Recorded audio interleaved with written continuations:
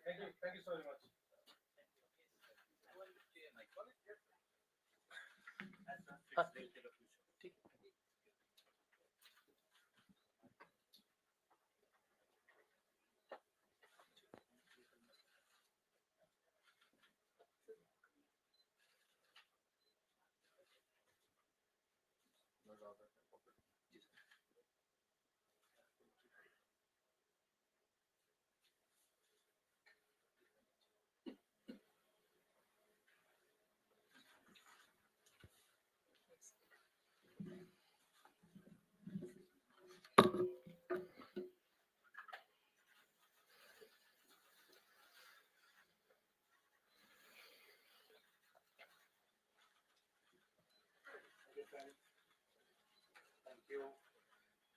Thank you. I request the photographers to please clear from the back side, please.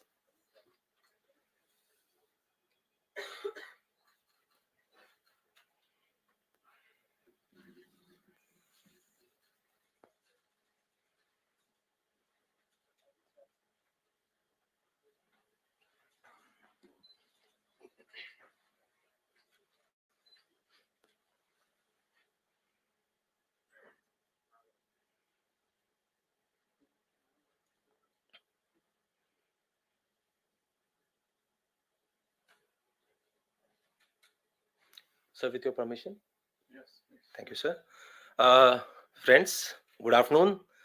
It's my honor and a privilege to have amongst us, for the first time, the 26th Governor of Reserve Bank of India, Shri Sanjay Malhotra. Governor sir has kindly agreed to address us and interact with us in today's conference. Sir, we have with us 23 media persons from different media houses. And I, on behalf of all of us present here, welcome you to this press conference. Now, I would request you to please make your address, sir. Thank you very much. Am I audible? Is the mic working? Okay, thank you. So, good afternoon to all of you, and thank you very much for coming over here at a very, very short notice. I do not, actually intend to make, any detailed statement on any of the major issues which pertain to, this August institution. It's my first day, and so if I start playing my shots, from day one, from ball one, I don't think, it will be appropriate on my part. And as I mentioned, to a few others yesterday in Delhi, I would first, like to see, and I'd like to, understand the various issues discussed, with my officers, the DGs, EDs, get into, the grips of all the various issues that RBI is supposed to be looking into, and then come back to you, wherever it is required. So this is primarily more, of an introduction. Some faces, of course, quite familiar, and some new to the media as well as, to your audience. And so let me, first of all, say that it is indeed an honor to head this prestigious institution. And more than an honor, it is a huge responsibility as well, as you are all aware, with the various tasks, functions that have been entrusted to this central bank, including the monetary policy, the foreign exchange reserves management, the currency control, the payment systems, spreading financial inclusion, banking regulation, growth of credit, ensuring liquidity, and so on and so forth. But RBI has, as I said, is an August. It's a prestigious institution, and it has a huge legacy. Uh, some very commendable work, I think, RBI has done over the years, and it's all because of the hard work and the sheer diligence, the upholding of the values of public service by this by the staff, by the senior management, and including my predecessor, Mr. Shakti Das, etc. And so I will continue to uphold the legacy and take it forward. I am aware that the RBI in its 90th year has given to itself the theme of stability, trust, and growth. All these three, I think, very, very apt pillars on which to work.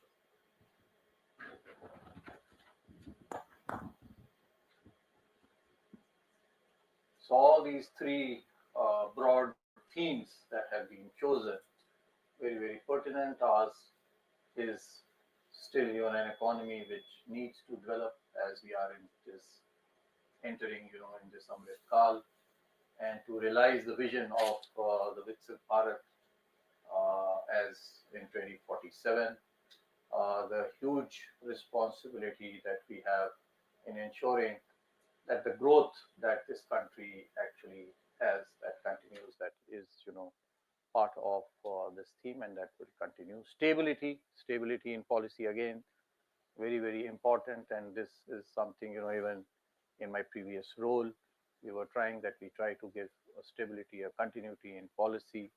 So whether it is taxation policy or fiscal policy or monetary policy, I think all businesses, all people, they do need this continuity and stability rather than a day-to-day kind of a policy. So we continue to uphold this value, this principle of stability.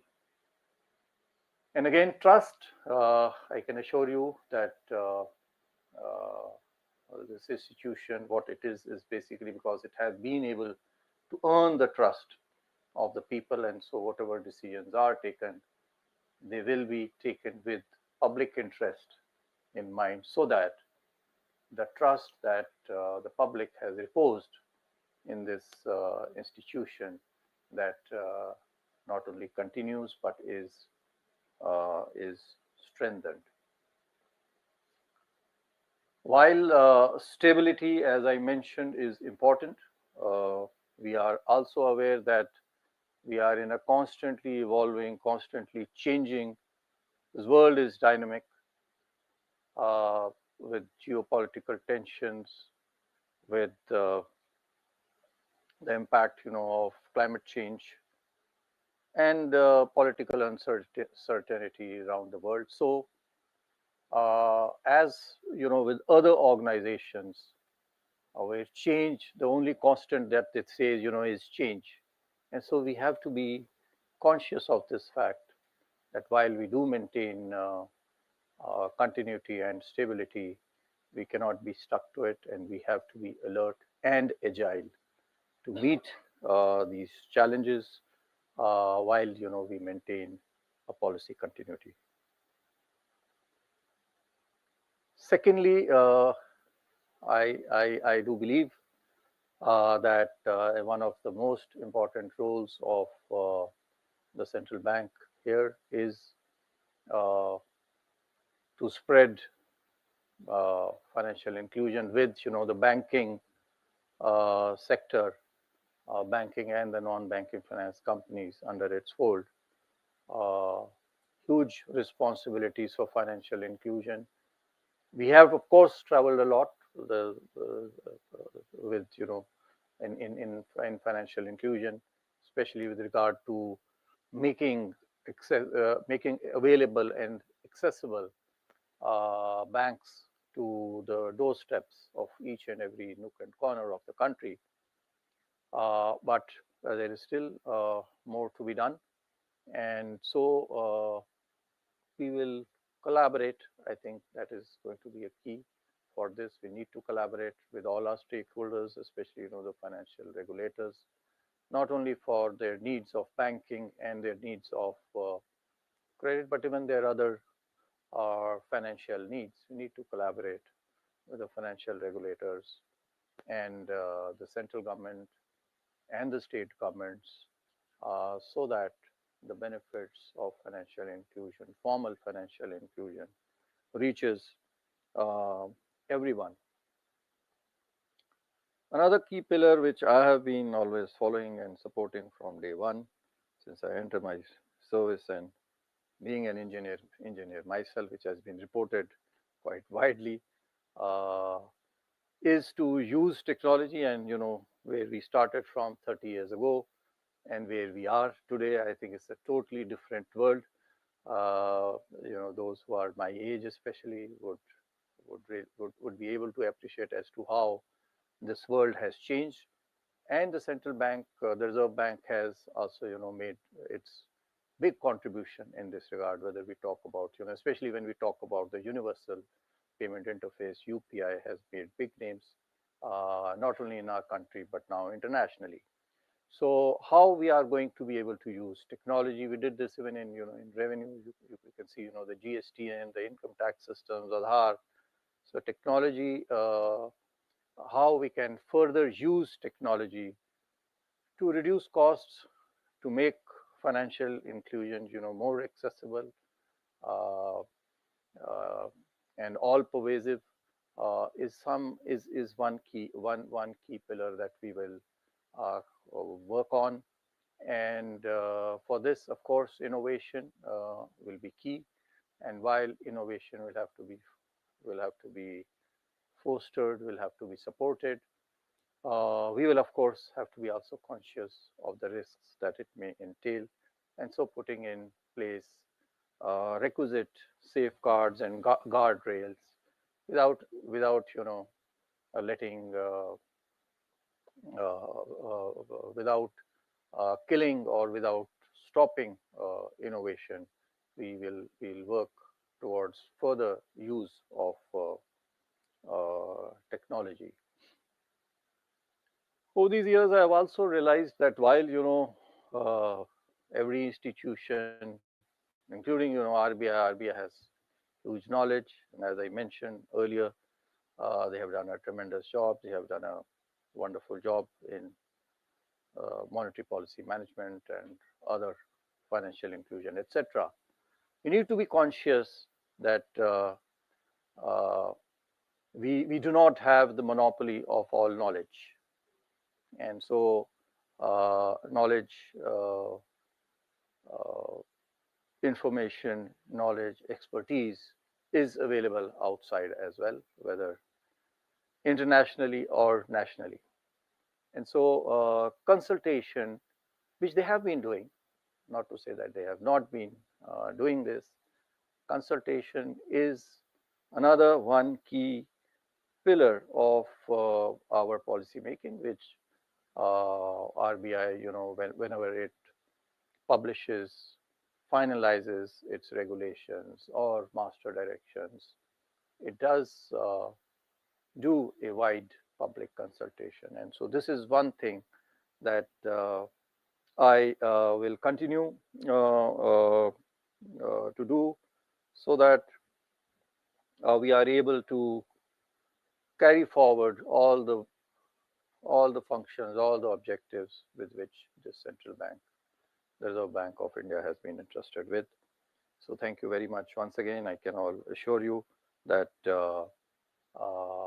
we will put in the best foot forward in public interest to deliver what the public of India looks forward to, which is trust, which is growth, and which is a stable and certain policy. Thank you. I would suggest uh, that the questions, because if you'll come up with specific questions, then as I said, it is very early days.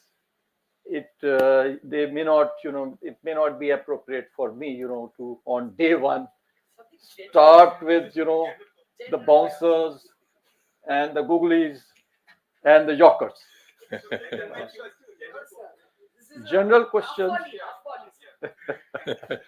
So half volleys and practice balls. I think we can perhaps discuss over tea, because Yes. that will be more meaningful rather than because this will not carry that weight. So I will suggest that we wait another day for having a Q&A, which I do promise to all of you that very soon we will have Q&A, and I do intend to continue this practice of meeting all of you, so that whatever are our views, they are carried forward correctly, so that everyone understands what the intent, what the direction, what the purpose of whatever actions we have taken or we intend to take are well known to all the citizens and your public. Thank you so very much, sir. Thank you. Thank you, sir. And with this, we'll close this conference, and I'll request all the media friends to assemble on the take the door on the left hand side and assemble outside. Thank you.